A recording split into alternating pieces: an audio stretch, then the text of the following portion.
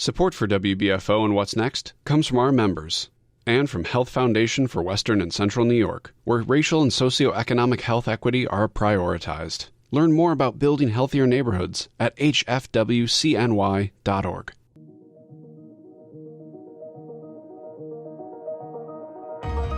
I'm Jay Moran. I'm Bridget Jaipal Valenza. I'm Thomas O'Neill White.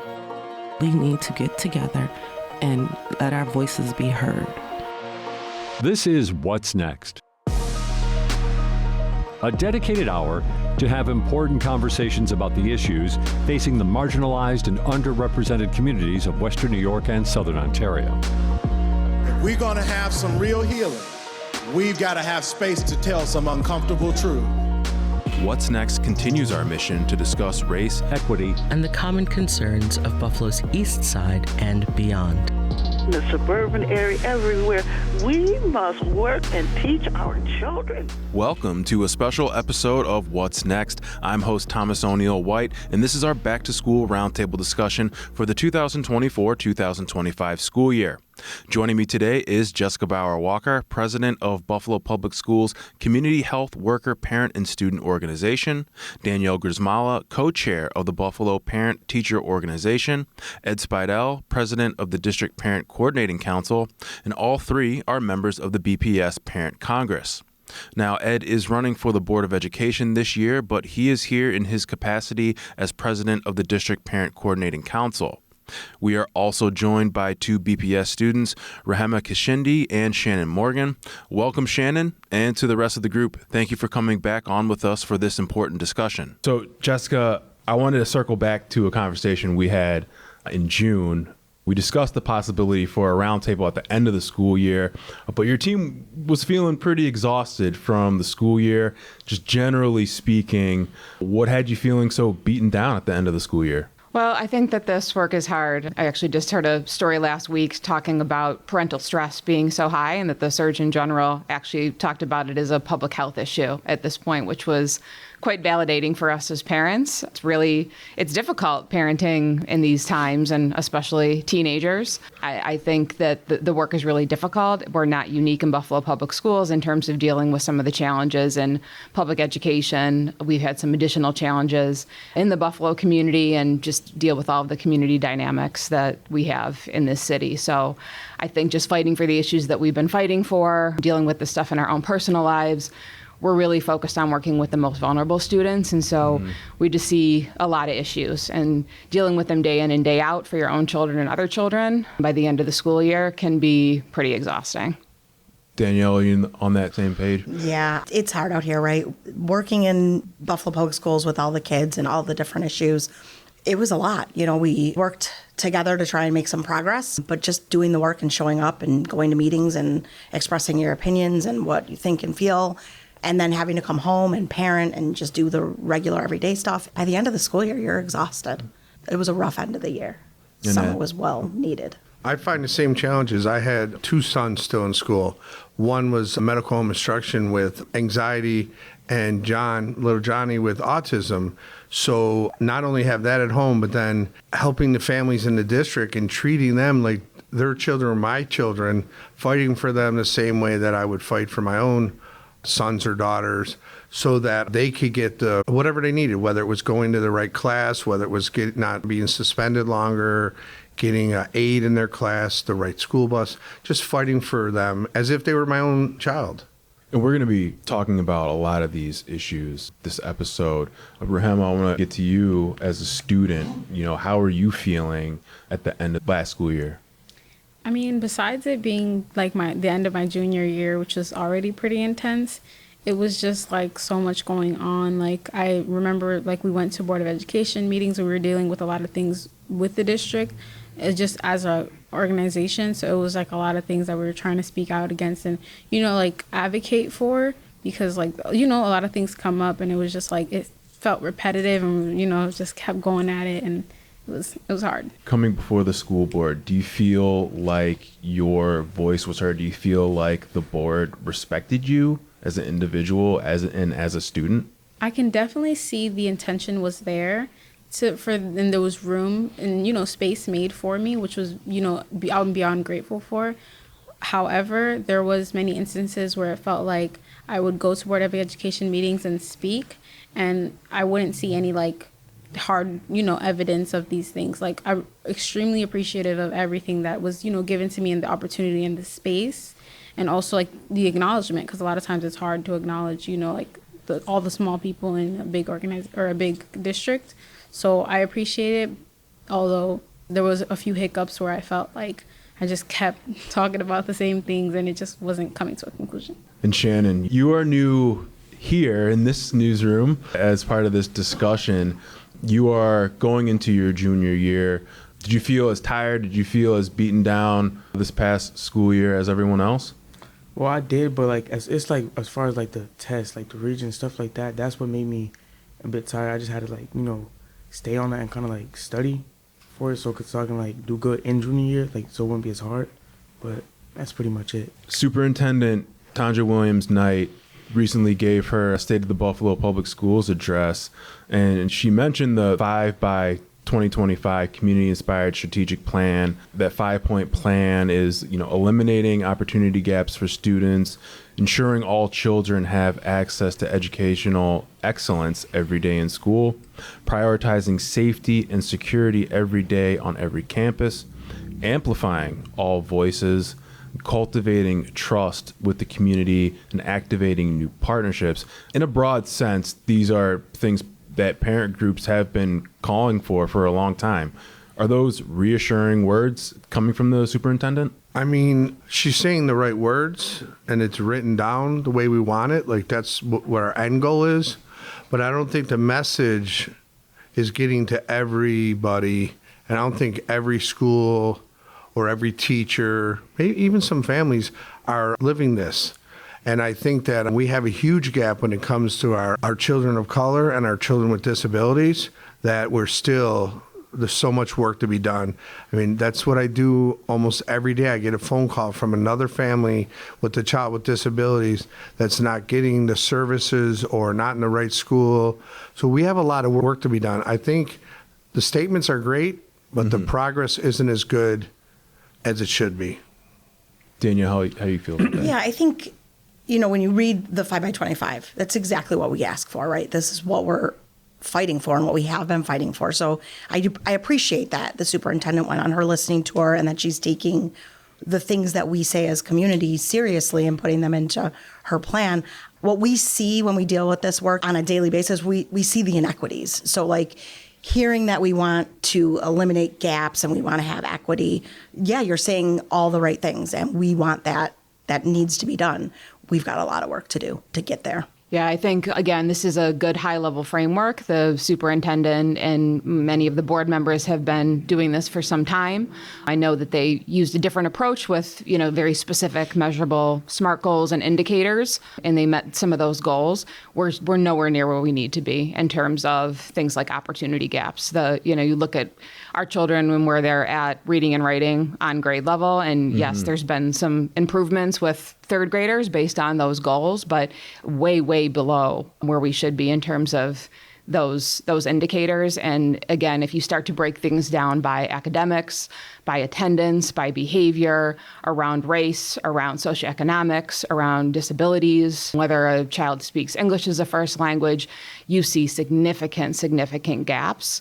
And we've been dealing with so many issues that are just real basic issues. So we see ourselves as parent advocates, and that's why we're really investing in working with our youth and trying to amplify youth voice so that they can speak to their direct experiences. Because even us as parents, we don't know what it's like to be a young person right now. Right. The stuff that the teenagers are dealing with in particular, it's not like it was even 5 years ago and not like when we were growing up. And so we really, really need to listen to our young people and understand, when we put these high-level frameworks, what does that look like in reality and in practice? Yeah, what would be like a next step that the district could do where you would say, oh, okay, I think they're on the pathway of doing the right thing, or what they're doing is in line with what we believe? Yeah, we've talked about a lot of these things. I'd love to turn it over to the students. Some of the things that they've been working on. They actually, last year, were working on kind of outlining top issues that they felt were important to them.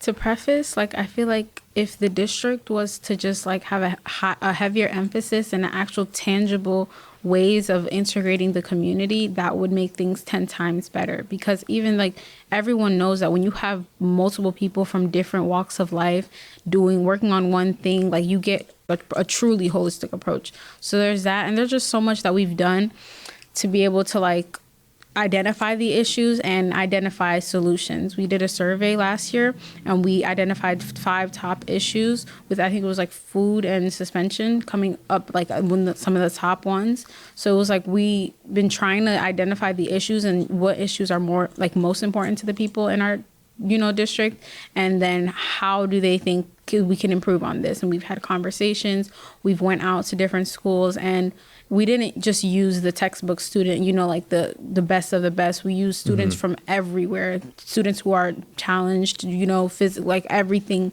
that they're going through multiple things, to be able to join the conversation too, and people who might not have had the chance to speak up. Now, did you just go into the schools and do that? How did you get that survey across? So fortunately, we were able to go into Hutch Tech during one of the lunch periods and talk, but we also were at Fountain Plaza, and we were making multiple efforts at different locations throughout the city where we knew that students would be like real students, where we can get a good sample size of what they're thinking and what they need. Yeah, we were going out on the streets. This started because, we were hearing a lot of rhetoric around students fighting, being downtown at Fountain Plaza. Right. And we know that there's underlying issues that cause those types of behaviors. And so we went out on Valentine's Day. It was before a Board of Education meeting. We went out with surveys, we brought snacks, and we put the surveys in the hands of the youth. And the youth started to talk to the other youth. Youth want to talk to youth mostly, right? And so as all these kids are converging downtown, the youth are talking to the other youth. And we've gone outside schools at dismissal. We've gone into schools. We got approval for doing this questionnaire from the district. We had to go through a pretty rigorous process to do that. But, we don't wait for this. Like, we'll work with the district as much as we can. But when we see a need, we're mobilizing with each other. We had partners. We had students. Shannon, maybe you can talk a little bit about what your experience was, because you've been out there, Yeah, they was, really engaged by what we was talking about. They was, how can I put it? They wanted to know more about it, and when we asked them questions about what was the main topic, it was mostly a lot of school safety, and they were just telling us about how the school isn't safe with metal detectors, and transportation was hard. They were just being very understanding about it. In your experience, what's been school safety issues for you? Honestly, in my school, I think my school is pretty safe with the metal detectors and stuff like that. So I can't say nothing about school safety. I think personally, I don't think there has been any serious issues at the school that I'm at.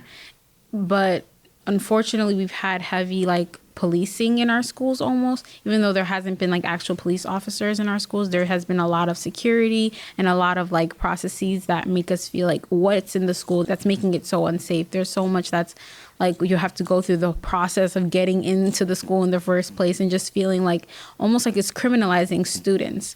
And it's what have I done so wrong? I also I don't completely understand the process of teachers not having to go through that same process as students and being checked. It's just kind of confusing, and it's almost a false narrative of safety, because if something was to actually happen, what does going through my pencil case help? Right. My next question was, does that actually make you feel safer? Not really.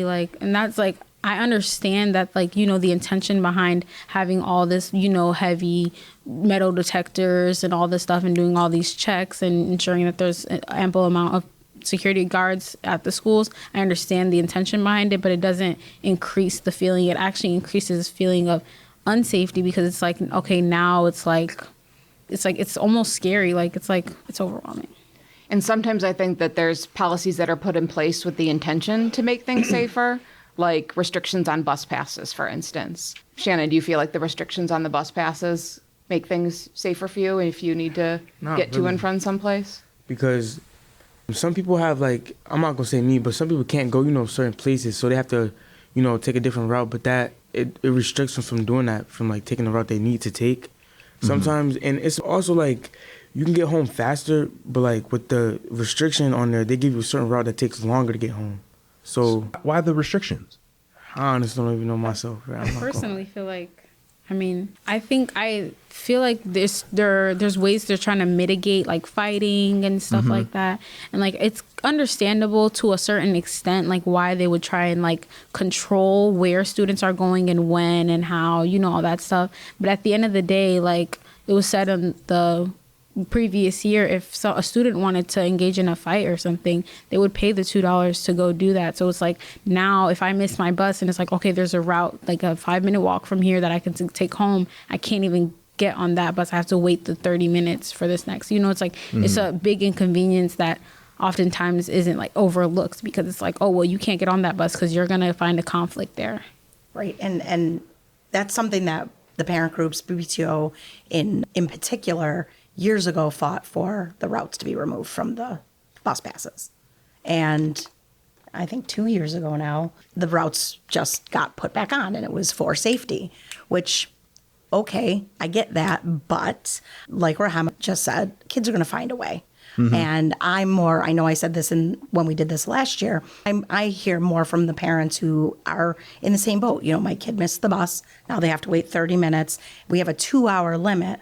So if your bus is only coming every 30 minutes, you miss a bus, you could be out of luck because you could miss your window for traveling home. It's also more important for me to have kids be able to take whatever route they feel safest. If they know something's going down and it's going to be at where they normally get off, they should have the ability to just take whatever route gets them home and whatever they need to take to get to their safe place. So the NFTA has actually overstepped their rights, and the district has allowed them to make a policy that they don't have any business making. And the policy is to benefit adults, not children. Why would we want our children to take longer to get home? We're responsible for them to get home safely. Wouldn't we want them to get home as fast as they could and as safe as they could? So the policy is set up to benefit adults, not children. And that's where the problem starts and finishes.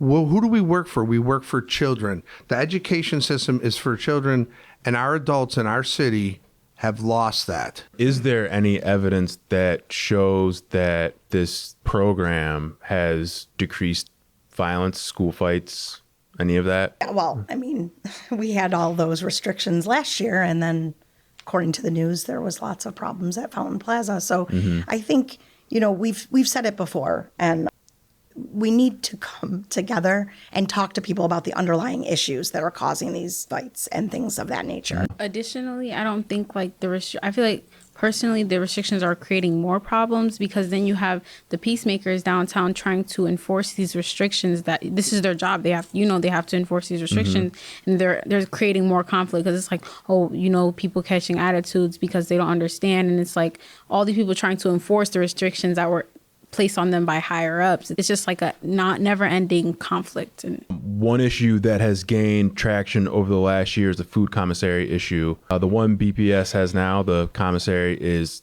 obviously too small to serve the current student body of both the BPS and charter schools. There's been so many starts and stops for this idea of a new food commissary. I do want to shout out Ben Sujimoto from the Buffalo News for his great reporting on this issue. Where do we stand with the new food commissary? And tell us about going in front of the superintendent and the Board of Education recently, Jessica. Yeah, this is something that I've been working on for about a decade at this point because, you know, we live in a food insecure city. So many of the families that I work with, they don't have access to healthy, fresh, affordable food. And so over the years, we've been advocating in large part directed by the students for things like a federal farm to school program and for, you know, getting salad bars or veggie stations in all the schools. Now there's a huge farmers market program. So we've gotten a lot of resources. The food service director, Ruth Connor, and Bridget O'Brien Wood before her did great work securing resources and, you know, really innovative ideas and plans.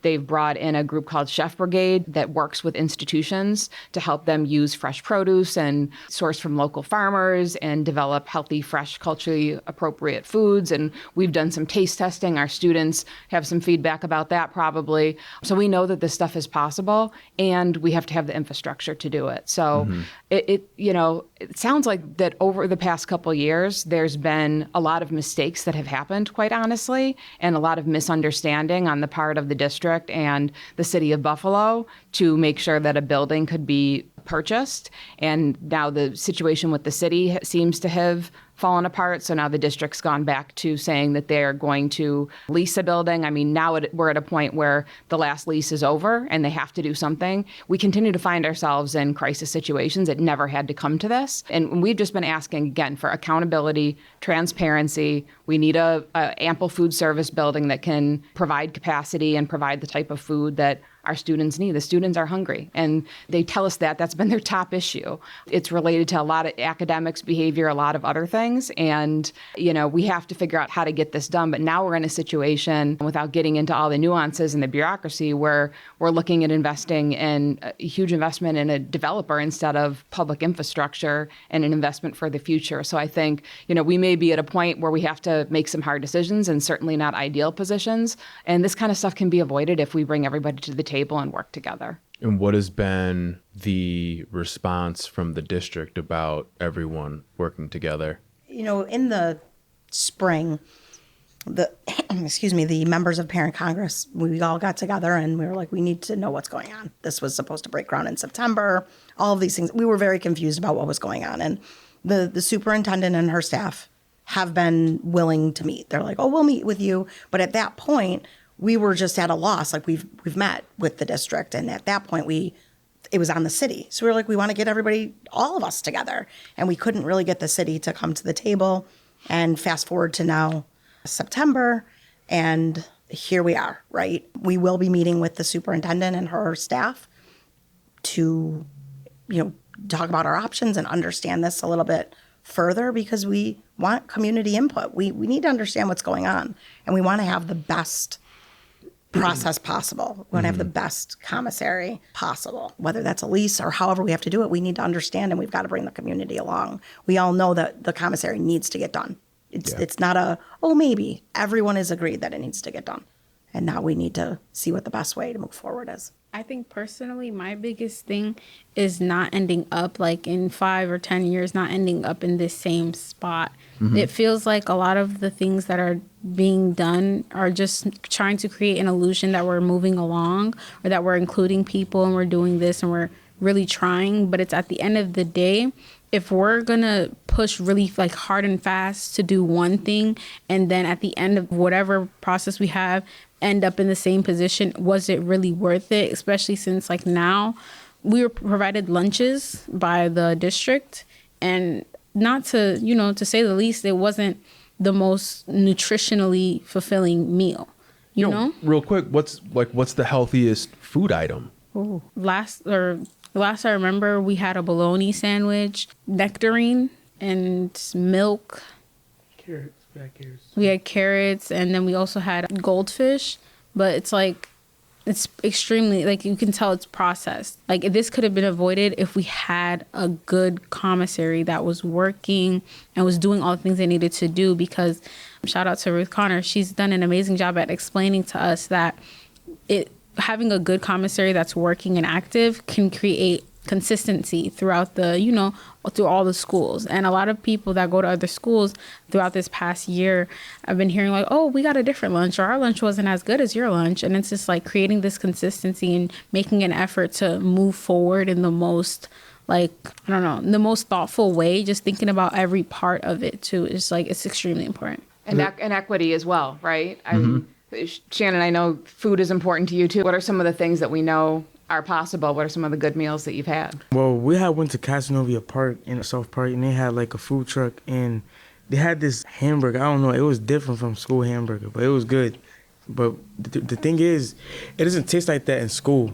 I feel like on the food truck they put more, I would say more love into it, more than They're cooking food. Stuff fresh. They're grilling the food. It's not just a packaged, processed USDA type of hamburger. They actually have partnerships with local farmers and getting New York State beef and eggs. And we've had beautiful meals prepared for us with plant-based burgers and a street corn salad with local corn and smoothies and things like that. And the youth love it. And they're eating plant-based food, fruits and vegetables, culture-responsive foods. We've had tacos, we've had rice and beans, we've had a lot of different chana masala, a lot of different meal options. I remember attending an event where you had the farm fresh stuff. Right. So we know that that's possible. Our kids will eat that. When we've been getting these processed packaged foods over the summer, which is, better than nothing, but the kids are hungry and we appreciate the food. But at the same time, sometimes they won't eat it. It's not palatable, or they'll have food allergies, or it just, the carrots that they're getting, they're not the fresh local carrots, right? They're the prepackaged, on the outside. when children are exposed to an apple that's mealy and doesn't taste good, or a hard nectarine, or, prepackaged baby carrots, they don't know that fruits and vegetables can actually really be delicious. It tastes like a completely different food when you have fresh local food. And so we want to make sure that we're doing that and providing as much access as possible. And right now we don't have the capacity to do that. Ed, you wanted to add something? Yeah, I wanted to add that the commissary is really a problem from the day they started planning it. They don't have the proper people to plan this project. They should have done it from outside source, because they didn't follow the law. They didn't follow the timetable. They didn't seem to do anything correctly. And now we're caught in a situation that either we push for this to get approved, which is a bad lease, or we won't get a new commissary before anyone in this room's children are still in the school district. So the district needs to find a way, when they have these big projects, to actually bring in an expert to plan and develop and do this. And it was dropped in the lap of the current staff. So that it's not, no one's like David Hills is responsible for this, but he didn't start this project. He's the guy held out to dry right now. Like, Dave, what's going on? How could this didn't work right?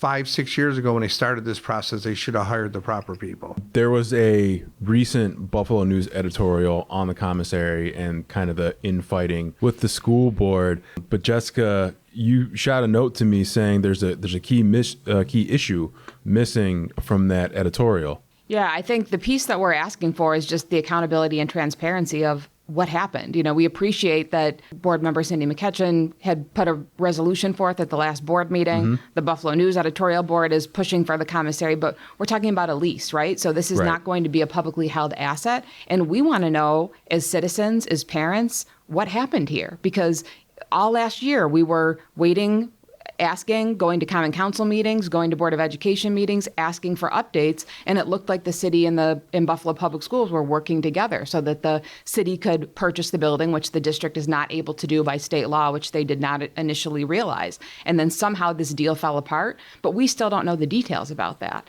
And we're responsible to parents and students, and we're taxpayers here. So we want to understand, why is this not going to be public health infrastructure? This is a huge project, and we should have the county, the city, Feed More, all the entities coming together to work on this, because you see our youth are saying we don't want to create a situation, because guess what? This will be coming up again in 10, 15, 20 years when Shannon and Rahema have kids. And so they'll be dealing with this on the parent side all over again.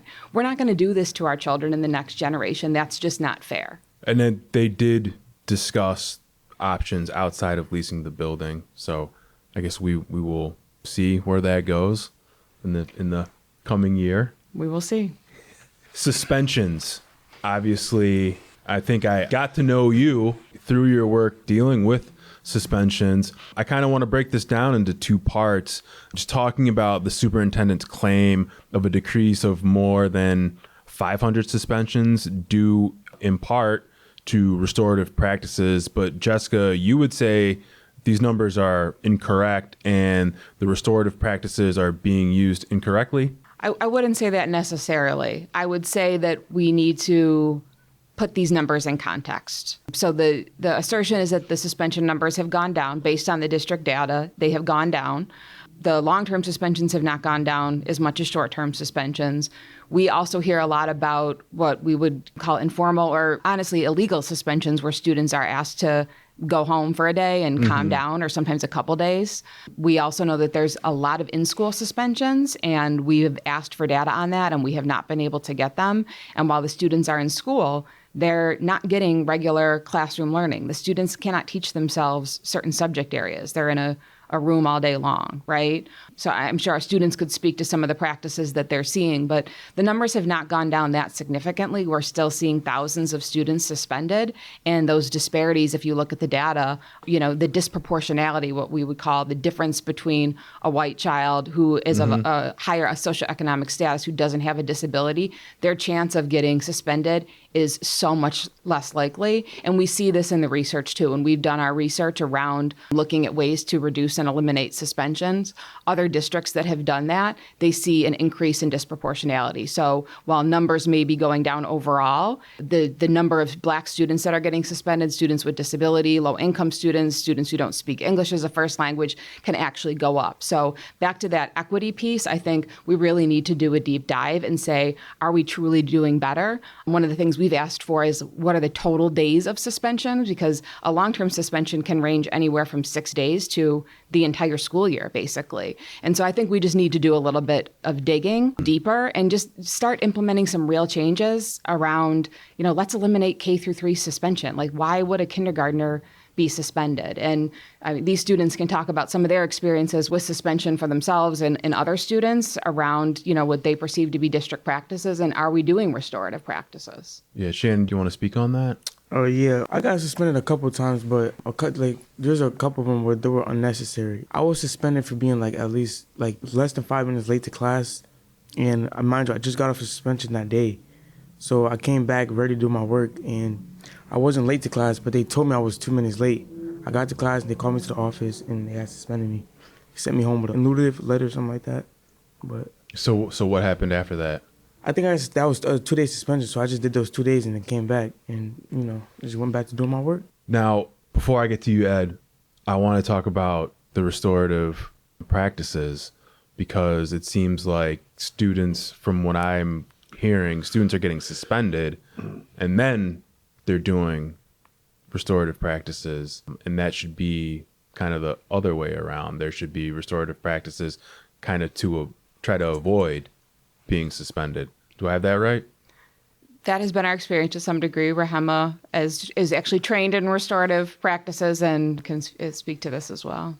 So even if you think about it, just the word, I think it's thrown around a lot and kind of lost its meaning. But restorative is to restore the harm that's been done. Right. And if, principal or administrative staff is taking that immediate response to suspend a student before having a conversation, asking the right questions, because a lot of times these situations and conflicts are very inflammatory. They start really small and just build and build and build and blow up into something that is completely unexpected. So if there was conversations being had and instead of asking what is wrong with you, asking what happened to you, trying to have that conversation. And of course, this process of working through conflict is extremely difficult because we're humans with emotions. We have so much more, we're complex, and it takes a lot more time. But for that small, for the 5 minutes that it takes to ask a student a question or to let the student calm down or whatever, just restorative practice as a whole, ensuring that the person is being seen,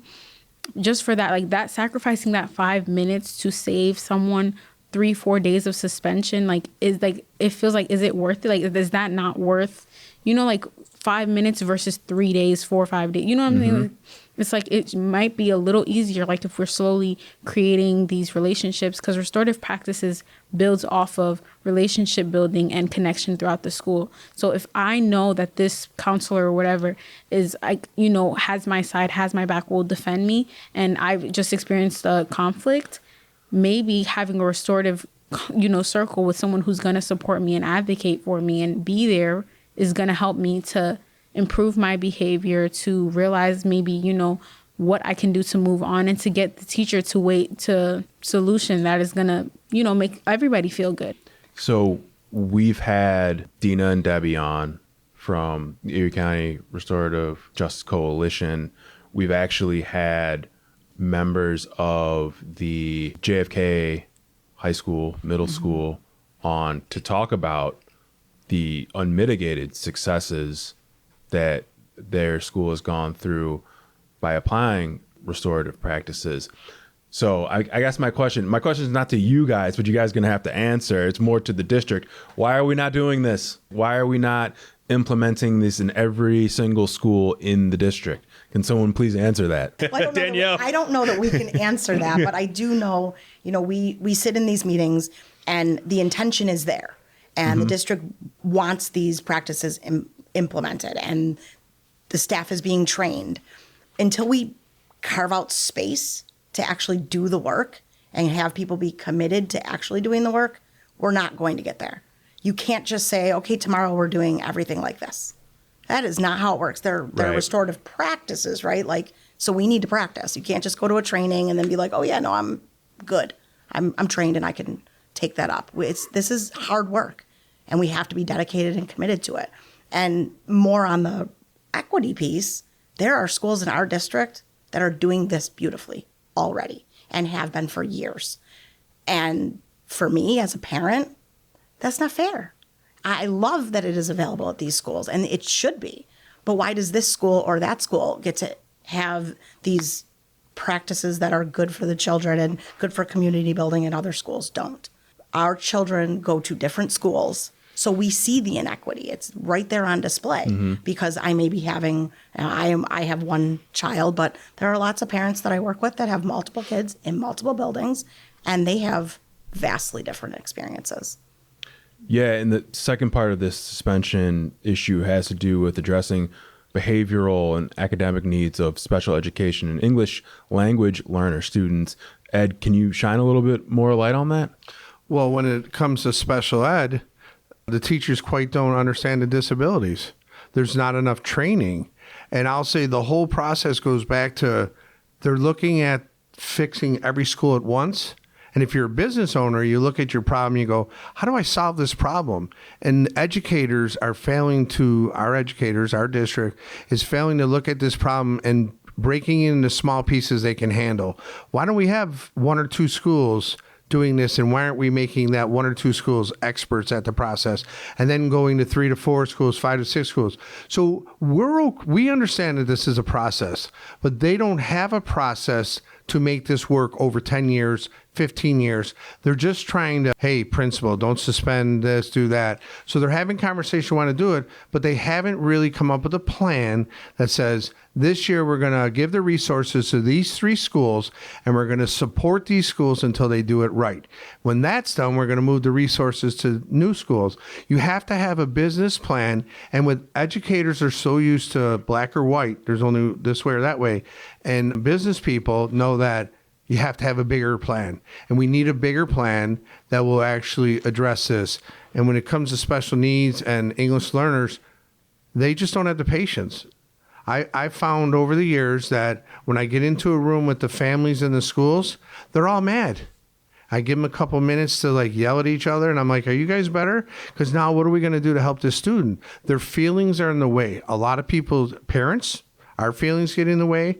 The teachers' feelings get in the way. Sometimes the principal's feelings get in the way.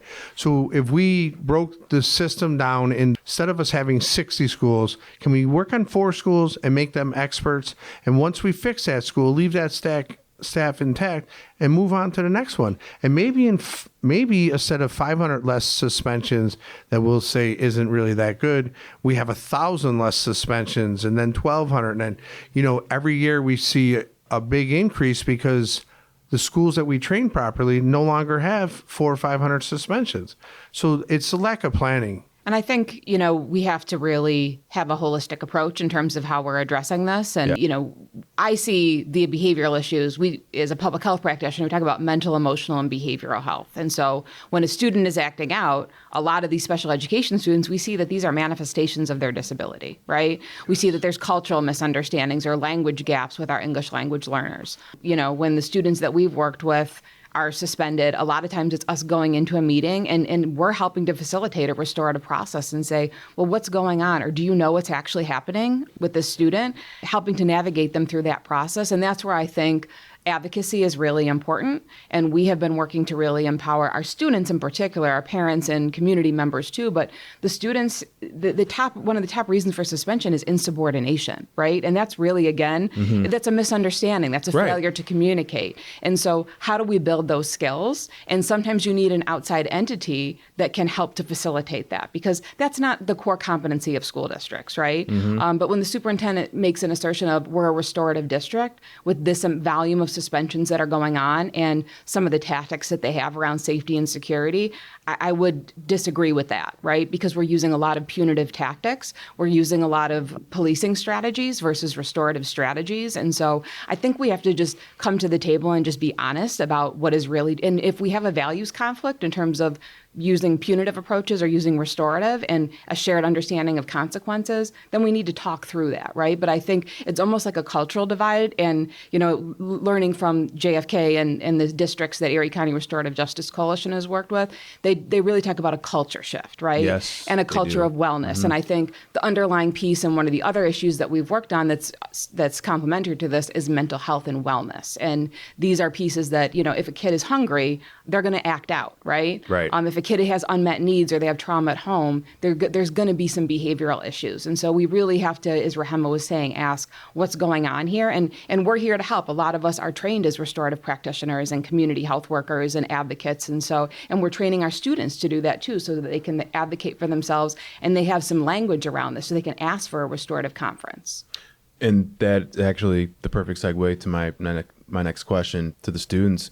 Rahema and Shannon, you feel that your mental health needs are being addressed at school? You feel as though you can talk to an adult about your mental health and something will be done about it? Besides the relationship building that I've done on my own personally, within the school, it's almost very difficult to take the time to, ask for help or to get the help you need so you can perform the best as you can. Unfortunately, these resources that are just like broadcasted and told to us aren't as accessible as it may seem.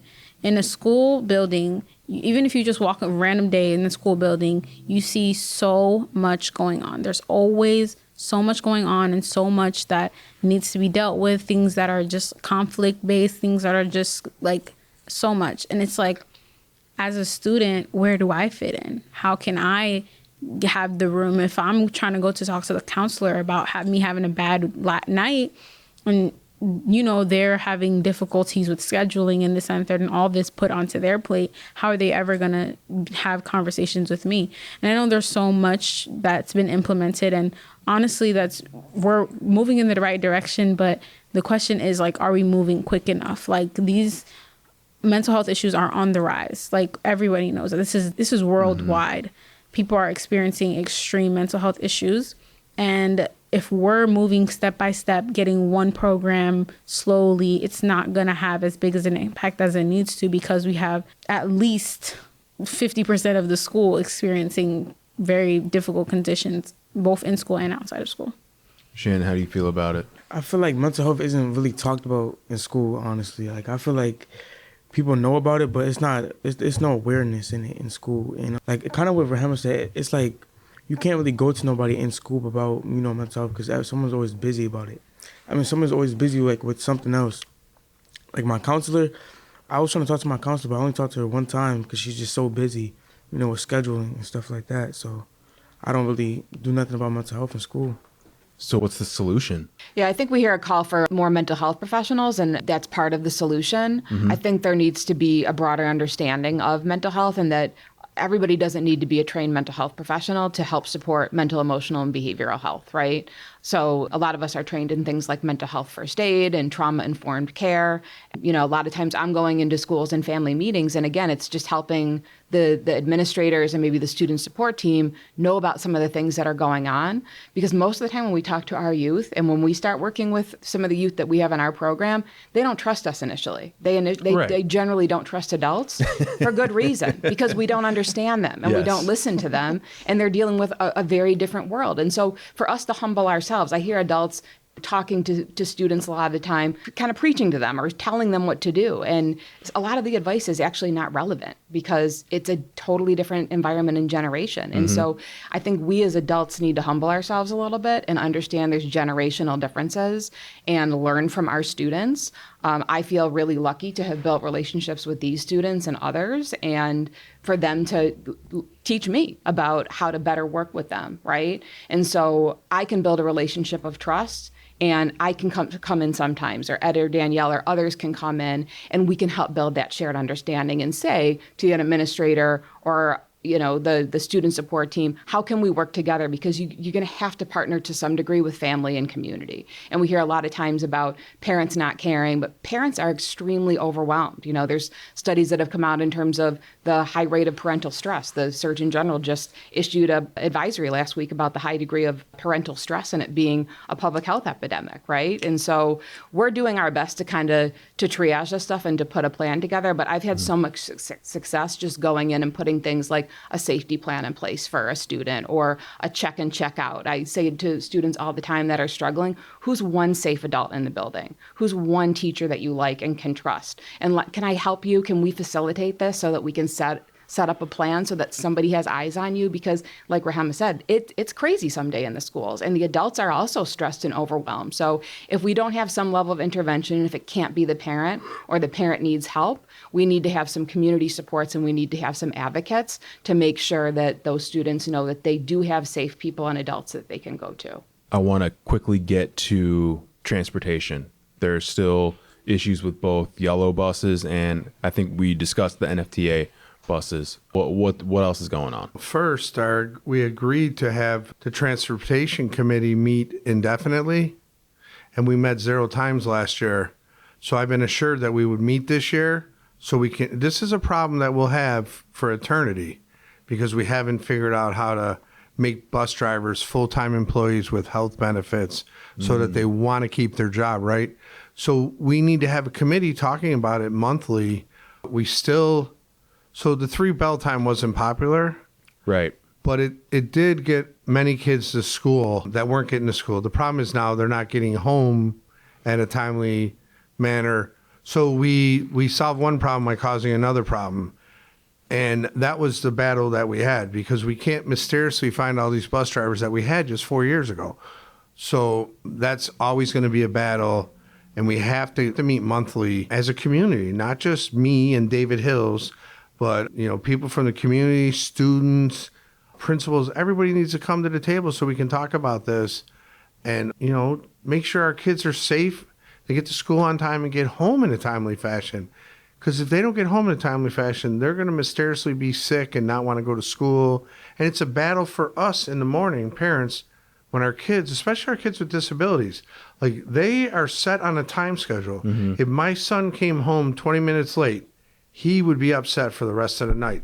So it's important that we can work on this problem continuously. I agree. And that is something that we're pushing for because, yes, we did get the data from David. He announced last year that the 3 bell improved things, but we know that we need more drivers. A couple transportation forums, we had a lot of bus drivers there just saying, like, this is the reality. Like, we are working tirelessly to get these kids. And they love our kids.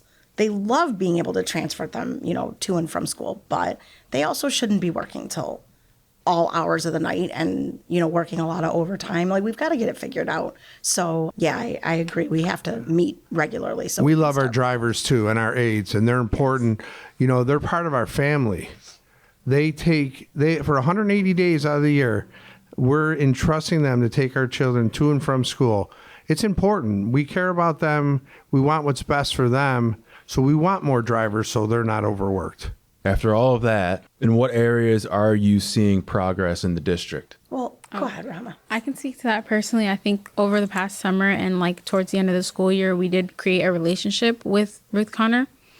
And it was nice getting to learn from her, getting to understand real life experiences that she's going through and all the efforts that she's making. And I just think that just calls attention to the importance of relationship building. I'm not gonna lie, I was one of those students complaining about the school food, saying all the school food, all these things about the school food. But now that I feel like I've had more of an understanding, I can speak more more with an understanding of all bases and different aspects. And I think that's just one thing that's going good. And it's moving forward, if we keep having students building relationships with people who are in higher position or more authoritative positions, it might just create a better community and environment and culture for people well-being to be prioritized. Yeah, and I was just to that point, we do have a lot of people in the district that will sit down with us. The superintendent sits down with Parent Congress, and she is always willing to listen. So that's great. Like, not everybody gets that. And we've amplified student voice, and we've put a focus on it so that when we're going to these district meetings, we're pushing for more students to be involved, and not just, the student council, but we need everyone at the table. And I think that's something that's changing in the district. They're willing to, bring in more voices and hear from the affected youth to work together to make change. So I think that that's a huge positive and a step in the right direction. I think one of the most positive things, even though we don't always get the results we want, the superintendent's open to talking to us. Our past superintendent wouldn't even have a meeting with us. So Dr. Williams-Knight, she has allowed us to come to the table. We're not always happy with the progress, but we meet, and she doesn't avoid us. She doesn't hide from us. We do talk about it. We do disagree sometimes, both ways, but we are communicating, and we are trying to work on our complicated issues. I mean, it's not simple, so we have to give credit.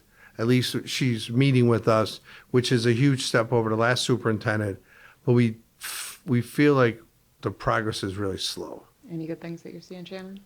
Well, in school, in my lunchroom, in the beginning of the school year, we didn't have no salad bar. We didn't have a salad bar. And, towards the couple months before school ended, we got it back for the rest of the school year. So I'm happy about that. And that was really in large part due to, again, student voice. Mm-hmm. And I think that's what I'm really encouraged about. I've been doing this work for a while. One of my children has graduated at this point out of BPS. I still have one that's in high school. But just having done this work for a period of time and seeing how powerful the youth can be to make change, we're obviously working on the parent side, and that's important too. But the youth were the ones that were advocating for that, right? They were saying the salad bars are not in our school. We did have David Hills, the chief operating officer, who came and sat with us. And we've had circles with the youth, with the superintendent, with the board president, with the food service director, with the chief operating officer. People will come and meet with us. And when they can come and actually sit in circle, and we do that in an authentic way because we are practitioners. And we do know we have a diverse group of students who come from really different backgrounds and experiences. And we're not just pulling them out of a school and asking them for their opinion. We invest in them intentionally. These students go through training. They've gone through additional training with restorative practices and trauma-informed care and things like that. So they know how to give language to some of these things, to advocate for themselves, and they can have a meaningful conversation, right? We educate them about where power is and how to go to a board meeting and speak there. And so I think that's encouraging when we can bring people together, and I think that there is an openness to doing so. And there has been lots of problems that have been solved, and a lot of the time it's district folks who are coming and sitting with our students or listening to our students and their direct lived experience and doing their best to problem solve and come up with solutions. Last question, I'm gonna go around. How are you approaching this school year? Ed, I'm gonna start with you. I'm going to take the same approach I have every year. I'm going to answer every phone call like it's the most important phone call in the world and support that family the best I can. If not, I'll reach out to my parent leaders, Jessica, Danielle, Maylena, and other ones, and get to support that families need because they're our future. Danielle? Yeah, I think going into the school year, I always go in optimistic. I think we can have a great year. I think we've made some progress that we're going to build on. And I think just the new leadership in Parent Congress, bringing more parents to the table and, working together with family engagement to bring more parents into the fold. Like, that's really what we want to focus on. We're amplifying the student voice, bringing more students into the conversation, and we need more parents too. Jessica? Yeah, I would echo what Ed and Danielle have said.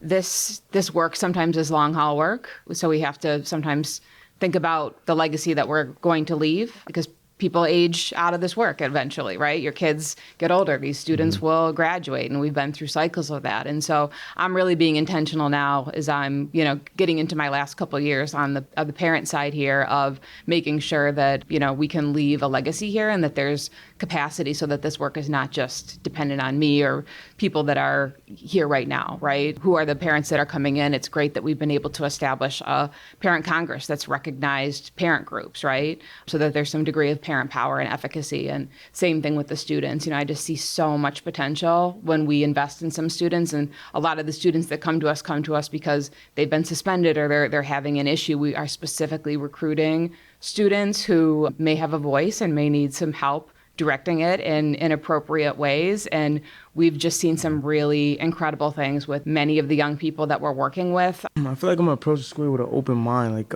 take it more seriously, ready for, the work. I'm planning on studying more too, so. As I enter my senior year, I'm definitely, thinking of a lot as, entering a new chapter in my life, I guess.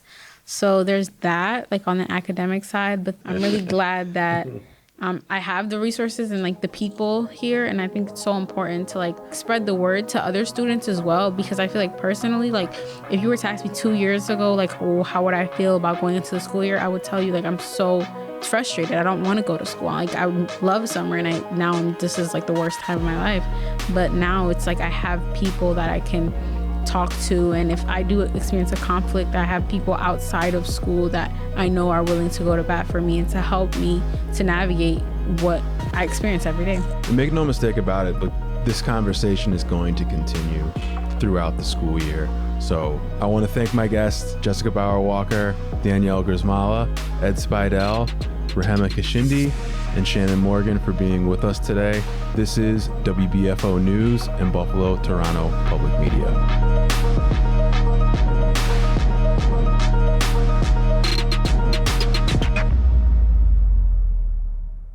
Support for WBFO and What's Next comes from our members and from Health Foundation for Western and Central New York, where racial and socioeconomic health equity are prioritized. Learn more about building healthier neighborhoods at hfwcny.org.